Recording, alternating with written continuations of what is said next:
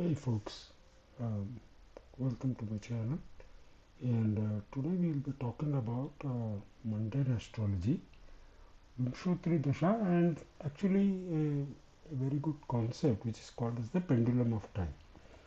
The pendulum of time is something which I had studied and I have come up with this, and I will try to explain it to you in the best possible manner so that it's easy for you guys to understand.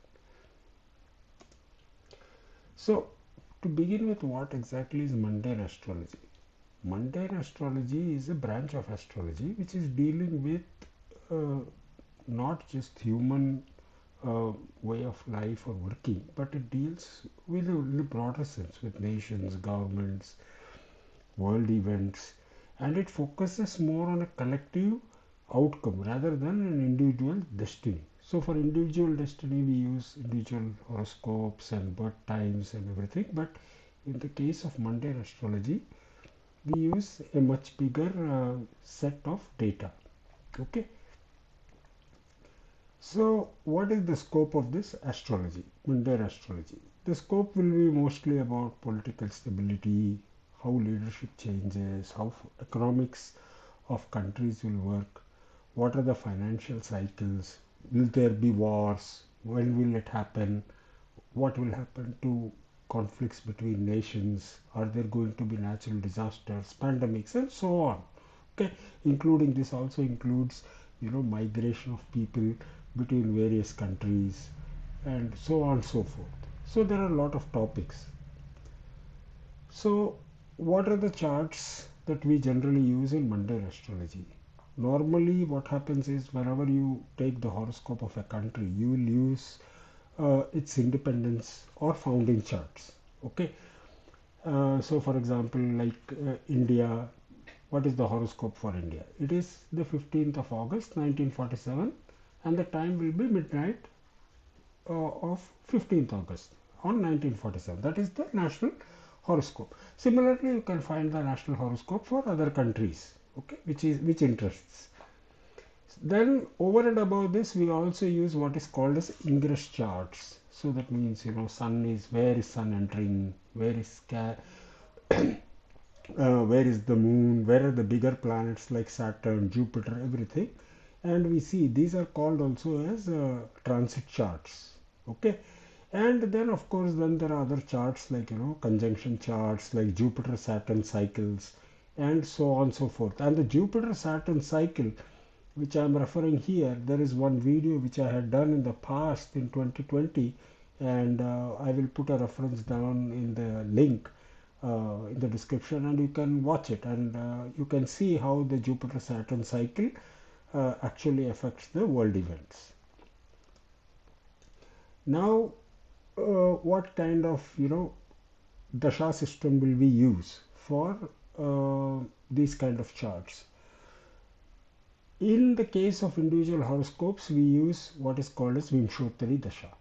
Right? This is the Dasha system that has been given to us by the sage Parashara. So he showed how the planets work and how each and every planet takes so much amount of time and so on and so forth, and how to compute those things. Those are all part of the Parashari Jyotisha. So that is a traditional Vedic astrology, and if you know how to do it, it's well and good. Otherwise there is software which can give you this Vimshottari Dasha, okay, which gives you very accurate Vimshottari. It's just plain mathematical calculations.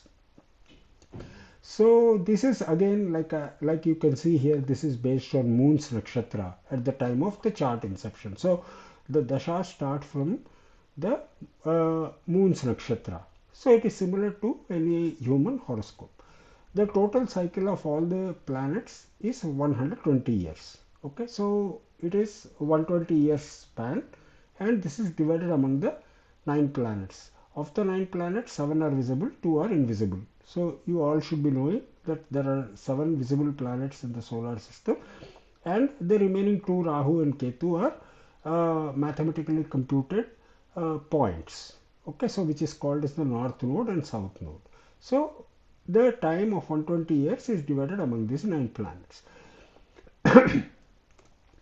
Now here this is how the Vimshottari Dasha works. So the Vimshottari Dasha has got period of Ketu. It starts with Ketu, which has 7 years, Venus has 20 years, Sun will give 6 years, Moon will give 10 years, Mars will give 7, Rahu 18, so and so on and so forth. You can see here.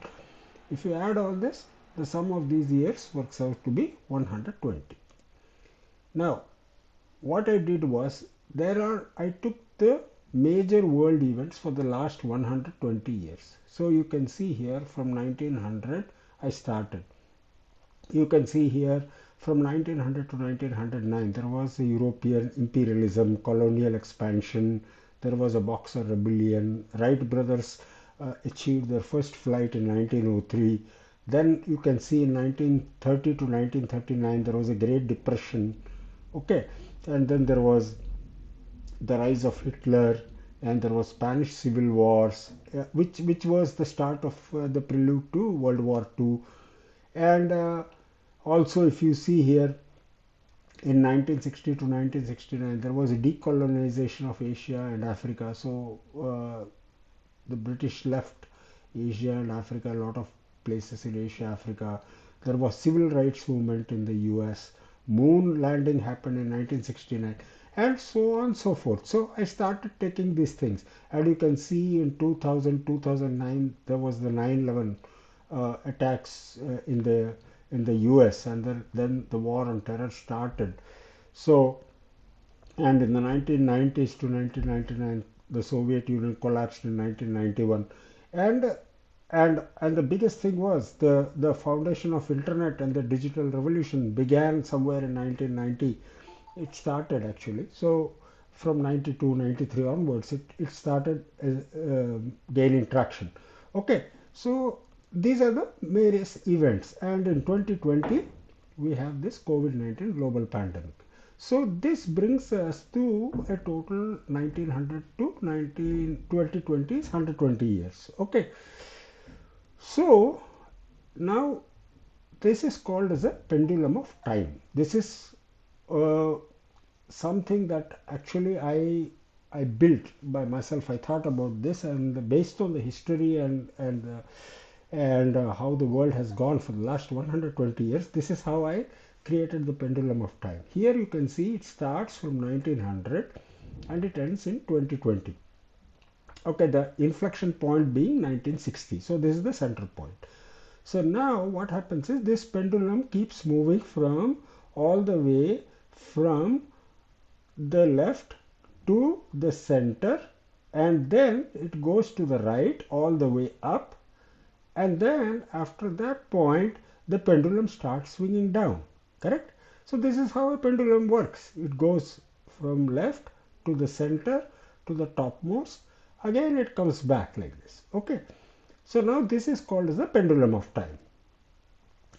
If you analyze the karmic patterns on the pendulum of time, the karmic pattern of, for any nation or for the world as a whole, if you see on the left extreme, that is if you see this point here, if you see this point here, this is 1900s, you will understand that there was a contraction and a crisis phase. So there were colonial tensions, there were suppressions of revolutions. Okay, so basically a lot of things happened. If you go back, you can search for it on the internet what all happened, but you will understand this is what happened. So actually what happened was, at this point in time the karmic accumulation had happened, and then there was a constant pressure being built on the world as a whole. Then once the pressure built up a lot, then what happened? Now this pendulum is now swinging towards the center. So what happened? There was a collapse, and then there was World War I, there was a Russian Revolution. So there was a violent release of the accumulated imbalance that happened in the world. Then so on and so forth. Now if you go to the center, then there was a little amount of optimism. People thought, okay, let us reconstruct this thing. There was some economic boom, there was social liberalization, and But what happened was there was a temporary equilibrium between 1920 to 1930. Between these 10 years, there was a temporary equilibrium because a lot of things got destroyed. But then what happened? A Great Depression started. This equilibrium started getting broken again. There was fascism came up in place, mass unemployment came, and there was even more deeper instability.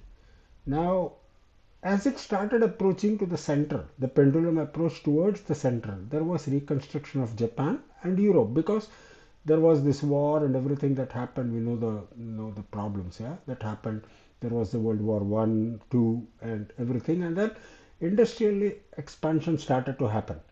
Okay, then there was a Cold War between the Soviet and the US. Okay, so this pendulum here showed that there was rebuilding of the whole system based on the new foundations. Then again, after 1960, the pendulum started to move towards the right side. So there was space, there were breakthroughs in space race, there was moon landing, okay, there was social reforms. So basically, there was ideological exploration and creative expansion happened during that phase.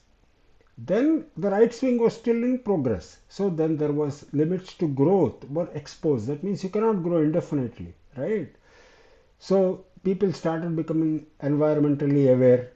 So we understood that the expansion has a certain limit after which it again breaks down. So then again we are moving towards the right, and now we are again climbing on the mountain towards the right side. What happened? There was global capitalism, end of Cold War, Berlin Wall fell. Okay, so people started having it was like you felt the end of history with the collapse of Berlin Wall. We said, okay, that's the end of the history. Everybody is now all happy, everything is going. Then globalization started. People started going everywhere from India to US to Germany to US to this place, that place. People started moving worldwide. 1990s to 2000, there was this internet revolution, and then there was this PC, internet, IT, infrastructure, everything. There was great globalization, and people said this is the unipolar world order, and things started moving. So there was like a balance through integration. So you are now integrating and trying to look at a balance. But then the big point here that happened was that the seeds of imbalance are now already forming. Okay, so it only looked like there is a balance being formed, but then the seeds of imbalance were being formed. So you see here what happened. This integration resulted in some 9/11, and then there was a financial crisis in 2008. Okay, Enron, the big one, you can, yeah, and then there are other names. I don't want to go down too deep, but then things started to break down. Okay, and there was a lot of overreach of the private institutions, and so it started to fragment. Slowly, it started to fragment, and then it reached towards the maxima. So the pendulum swung from 210 to 2020. Okay, there was a rise of populism and polarization, and technology disruption happened, and then came the pandemic 2020. So what happened? There was a lot of stress in the system. There again was loss of equilibrium, and karma was reckoning again, once again. So now this is what happened till 2020. So now what is the meaning of this pendulum which reached the end? It means this is the end of one cycle. The one cycle of 120 years is done. Now this is going to reset itself. Now the pendulum is going to swing from right towards the center. Okay. So now let us quickly deduce what happened. So we understood that the left extreme, which was the minus 60 degrees, resulted in destruction, contraction and breakdown. Center gave some balance, reset, reorientation, and it was a transition phase. The right extreme gave you back expansion, construction, growth and consolidation. Now what happened? Now what is happening? Now the pendulum is going to move from the right towards the center. Okay, so this is how it is visualizing. Now you can visualize how the pendulum moves. The time pendulum on the left side shows you destruction, contraction and karma, ripening. On the center it shows you that these are all the reset points. Everything ends here, systems are redesigned, again you recalibrate everything, and then there is growth and optimism. Okay, so on the right side there is growth and optimism. On the left side of the pendulum you have only destruction, everything, and the center is always like kind of a reassessment point or a reset point. Okay, so now the pendulum is now going to move. So now a new mahadasha cycle is beginning. But the thing is, even though the new mahadasha cycle begins, it is not the same for all the nations. This is the most critical part of mundane astrology. Cycles restart globally, but national charts experience them differently depending on their mahadasha lord and natal promise. So what happens is this new mahadasha cycle on the time pendulum begins, but if the horoscopes or whatever the time frame is synchronized with the mahadasha cycle, you will get the global result. Otherwise, the result that will come will be based upon the individual chart. Okay, and we will see two examples which I'm going to show to you later. One is from India and one is of the US. And now how do we use this Vimshottari Dasha? Dashas are calculated from the moon position. Okay, the standard for any Vedic Jyotish, Vedic astrology, we use the Dasha from moon position. The Mahadasha reflects the major situation. So the Mahadasha sets a tone for the whole of the Dasha. So for example, let us say Jupiter is running for 16 years. So the Jupiter Dasha, as soon as it starts, it sets a tone that these are the major events that will happen during this Mahadasha. It can be like, expansion, it can be, acquisition of land, it can be, having good trade relationship with neighboring countries or foreign countries, whatever, depends. But it has set a tone for the whole Dasha. So these are the only events that will happen during this Mahadasha. Now the Antardasha is the one that comes in between the Dasha. So it is the smaller part of the Mahadasha. So this smaller part, it will define what specific events out of the whole events that are specified in the Mahadasha will happen and at which time. Okay. So this is what will happen.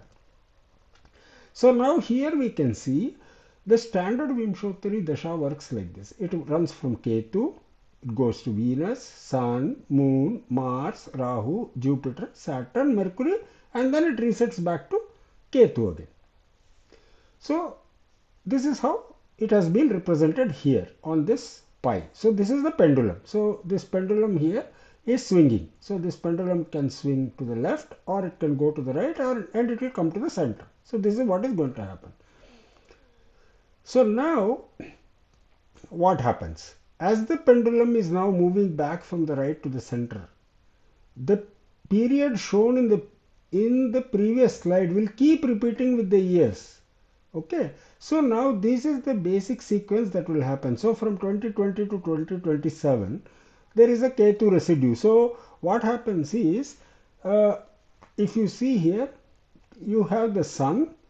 So the Sun will not have all the time on this pendulum. So what happens is some amount of the time from Ketu will also get merged to this. So you'll have Sun by Ketu. So there will be some part of the Sun Mahadasha running and it is just ended and then Ketu immediately starts. So like this it keeps going. So similarly after some time there will be like Venus Mahadasha in 2027 to 2047. Then there will be Sun transition. And you have to also remember that the Dasha does not go like it will not reset directly back to Ketu. What happens is it goes back from Sun to Venus to Ketu, Rahu, Moon, and so on and so forth. It keeps going backward again. Okay, now, so this is how the Mahadasha example is. So I started with the year 1896 here. So you can see that I started with the year 1896, which is almost like 1900, very close to 1900. It started with the Ketu Mahadasha. And that is exactly what I showed you in this. So it started with the Ketu Mahadasha in the 1900s. Okay. Now you can see here, and then this is how everything was there. This is what happened. Now, just to give you an example of what is a Mahadasha. So in this chart here you can see Mars MD means Mahadasha is running, and the Antardasha in this MD is Rahu. And then next will come Jupiter, then will come Saturn, Mercury, Venus, Sun, like that it goes till this Mahadasha is over from 2025 to 2032. So these 7 years of the time, whatever is there, it is divided amongst these remaining planets, and each this Mahadasha sets the tone for the whole of the time, and the remaining Antardashas will determine which events will happen. Okay. So if you see here, let us say Ketu started for in 1896, and also for India 1896 Ketu started, and for USA Sun started in 1896. Now you can see here what all the events that I showed you, those events I have tried to represent diagrammatically in this pendulum. Now let us use this time pendulum to assess the strength and outcomes for the horoscope for India and USA. So the horoscope of India is 15th August 1947. That is the Independence Day I have taken, and now you can see the time is 00. The birthplace was Delhi. So we can see that the rising is Taurus. The lord of the rising Taurus, Venus, is in the third house. Okay. Now, so let me do a quick post 2020 interpretation for India, which is based on the time pendulum first, which I showed you in the earlier part. At this point between 2020 to 2036, Saturn Mahadasha will be running. So you can see on the time pendulum, if you go back, you can see Saturn Mahadasha started. This is now the peak structural karma for India.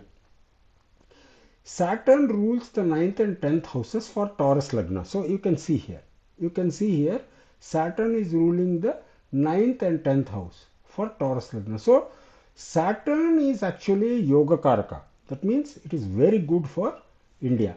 So the topics that this Saturn is going to bring, there are lots of topics. I just can't list everything on this, but I'm just giving the big topics here.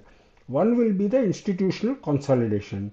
Others will be infrastructure, improving the manufacturing, reforming the governance. Then there will also talk about long-term strategic positioning, for example, like defense, space, supply chains.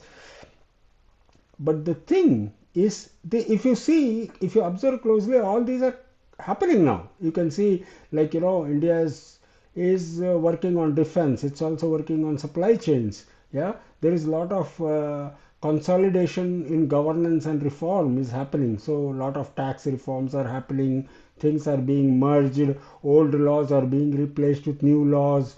Yeah, and citizens are getting more and more access to justice, law, various other government activities, or the good things that government is promising the citizens. So they are getting access to all these things at the tip of their hand, at the fingers, and so on and so forth. A lot of things are happening, and also manufacturing is taking a big chunk of the time for India. So they are concentrating more on manufacturing, whether it be automotive or whether it be EVs or solar panels, whatever. Yeah.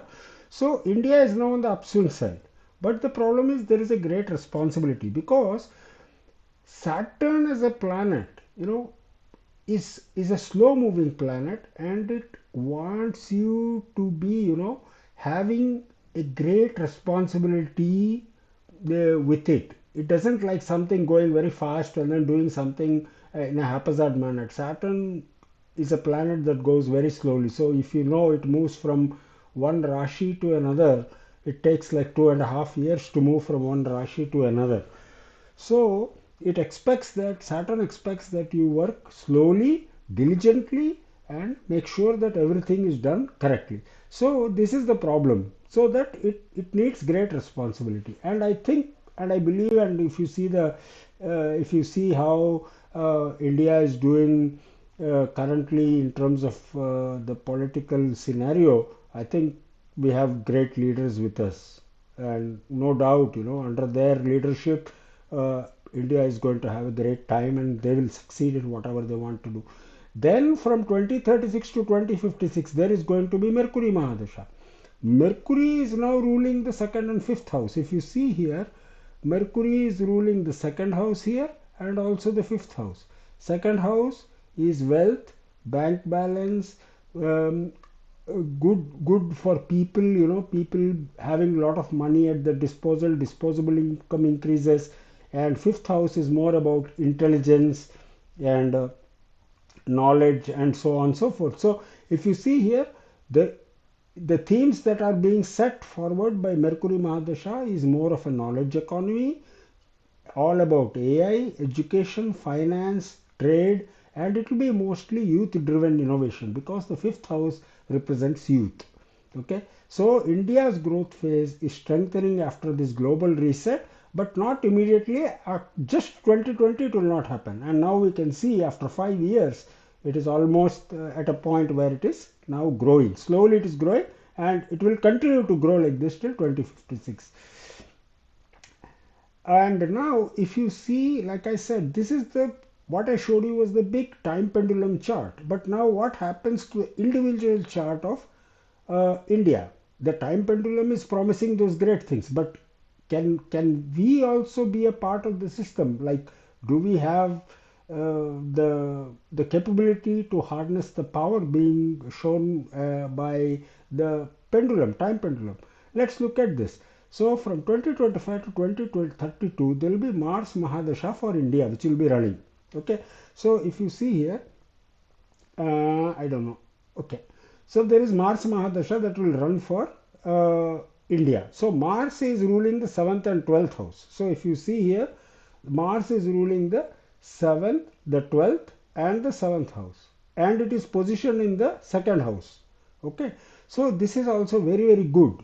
Okay. So Mars provides courage. Mars is a fiery planet. Mars provides the courage, and it gives you the power to tackle any kind of enemies. It will help you to improve the defense, and it gives a speech which is like, it is not very sweet or people saying, yeah, I will do this, I will do that.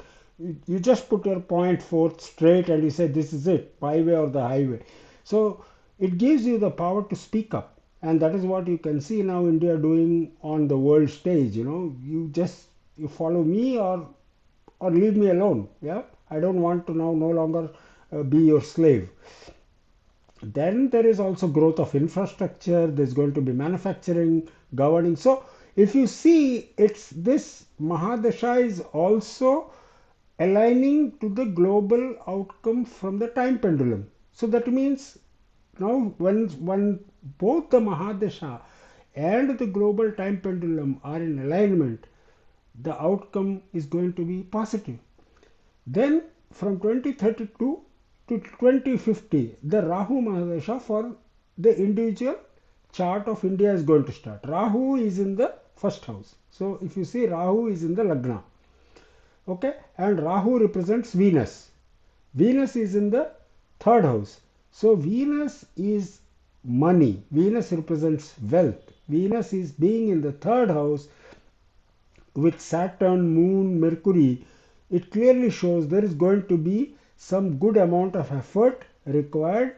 And since, if you see here, since Venus is aspecting the ninth house is luck, fortune, everything, the fortune part. And Saturn, who is the lord of the fortune, is sitting with Venus in the third. That means that if India is carefully navigating this Rahu Mahadasha, definitely everything will come to it, and there is a great time ahead for India. So the themes will mostly be about again knowledge economy, youth driven. So this again aligns with the time pendulum. Now let us take the horoscope of USA. USA got independence on 4th of July 1776 in Philadelphia. The time it got was around 1709. This I took it from the internet, I don't know. But anyway, if you look at the events that are going on, I guess this is the right horoscope for USA. So if you look at this, the major time pendulum is showing there is a Rahu Mahadasha. Okay, Rahu is in the ninth house, but it is in the eighth bhava. So if you see here, Rahu is in this ninth house, but actually it is in this house. It is in the ninth sign, but in the eighth house. The eighth house is never a good house. It represents lots of troubles, it represents unknown problems, and so many things. And especially with Rahu gives a kind of fear, okay, fear of getting, alienated, the fear of missing out on a lot of great things. And you can see it's just happening, 2024, 25. You can see that the global time pendulum, whatever it is showing, the same thing is happening here. You can see here there is polarization, lot of problems with foreign countries. I have a lot of trouble with the trade and blah blah blah. Then there is an identity crisis, which says, like, what is the American value? What is an American? Who is an American? Yeah. So all those kind of things start coming up. Then there is going to be polarization with the world. Okay. There is a lot of social instability everywhere. So Rahu is very extreme expression. Okay. So you can see that expression every day. I don't have to explain anything anymore. Yeah. So you can see that expression. There is a lot of institutional stress everywhere, whether it be financial, political institutions. There's going to be a lot of volatility.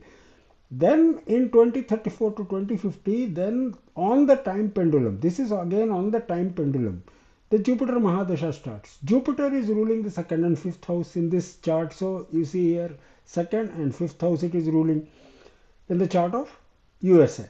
So the big themes that are going to be discussed will be ideological recentering, constitutional renewal, redefinition of the American value. What is the American value? Nobody knows. What is the American dream? Some dream, somebody told me, oh, buying a house, big house, getting a big car, that was the American dream. But I don't know. So American values will be redefined. Yeah.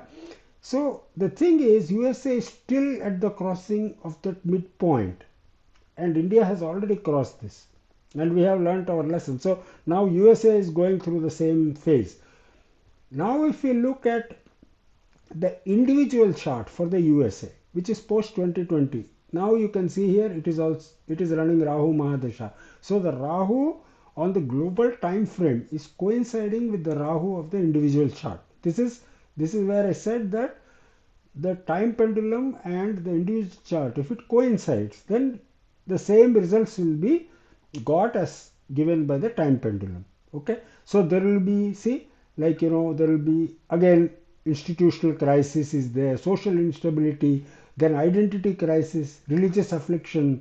You can see every day, you can read through a lot of newspapers and you see what is my religious affliction. So this is what is going to happen, and then there is going to be economic expansion during Jupiter. Jupiter is a planet of expansion, so there it will definitely give economic expansion in the USA. But at what cost? There will be ideological recentering. That means what are my ideals? What is being an American? What it means to be an American? How do you define America? So all these things will come up. There will be constitutional renewals, there will be redefinition, and there will be affirmation of religious identity. This is the most important thing, because Jupiter is dharma, Jupiter is religion. Jupiter shows you what kind of religion you are going to follow. Okay, so whether it be Hinduism, Christianity, Islam, Judaism, I don't know, whatever, so many 100,000 religions are there, a million, gazillion. So what are you going to follow? So you have to affirm that religious identity. That is going to happen. So this is what is going to happen during this time. So the key takeaways is that in a mundane chart, actually 2027 2020 people thought that was the end of the world and it's all going to break away. No, it is not like that. 2020 is the end of the 120-year point. Now the pendulum is going to swing back. It is going to come back from the right extreme to the center. So it is called as the hinge. It is the hinge from where now it is going to show its colors again. So this is the real divergence which is going to occur between 2027 and 2035, like I showed you.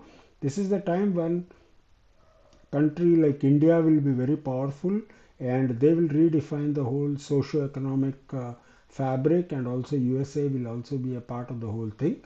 And uh, anyway, see, India and Indians mostly they are very, sometimes haphazard, sometimes they have a very, see, some people are highly disciplined, some people are, just chaotic in nature, but I believe majority are having the Saturn discipline, and if they don't have, they better start working with the Saturn discipline if you want the benefit of Saturn to come. And US as it is must pass through the Rahu as of now, and Rahu, like I said, is all chaos. It is a fear. It shows something that does not exist. It's like smoke and mirrors. You can say it's like a movie. You just go to a movie, and once that 1 hour is done, and the theater is and the movie is turned off, there is nothing on the screen. It's just a blank white piece of paper or a wall. So this is Rahu. So that is how Rahu works. And then after that you cross that thing, then Jupiter will give the relief. And like I said, the pendulum does not swing symmetrically for all nations. So all nations will not experience the same thing. So you have to look at individual charts. You have to look at where the pendulum is swinging on time. And based on that, if you correlate, then we can get very good predictions. So once again, let me, collate everything. So the mundane astrology actually focuses on the collective destiny of everybody, not only mine, yours, everybody. Okay. The pendulum of time is divided into 120 years. It is based again on Vimshotri Dasha. It provides a deep understanding of the events that will unfold on the nations around the world. Okay. So the events will keep repeating in different form, but whether it is contraction or expansion, that keeps happening like that. So it will not change. So during Ketu time, if you are on the left side of the time, pendulum, there is definitely going to be contraction. There is definitely going to be a Great Depression. But if you are on the right side and you are on the upswing, definitely there is going to be growth. So it will keep repeating. The world will keep seeing the same events again and again and again and again in different forms. That's all will happen. It's not that if there is World War One, there was World War Two. So similarly, there will be, if there is growth, everybody is growing, but each one is growing at a different time. The reason being the individual charts are different. Okay, so where each and every nation is on the time pendulum determines how the growth happens, or whether there is going to be growth or whether there is going to be contraction. So Vimshotri Dasha, as I told you, this is from the Parashari Horashastra, Vimshotri Dasha. It provides a very powerful timing framework. Okay, it is one of the best frameworks that has been provided by sage Parashara. And you have to look at the dasha results with the chart strength and context. So best results will come to you when you use both the tools, like the time pendulum and the individual horoscope. Then you can predict very well. That's all. That's it. Thank you and God bless us.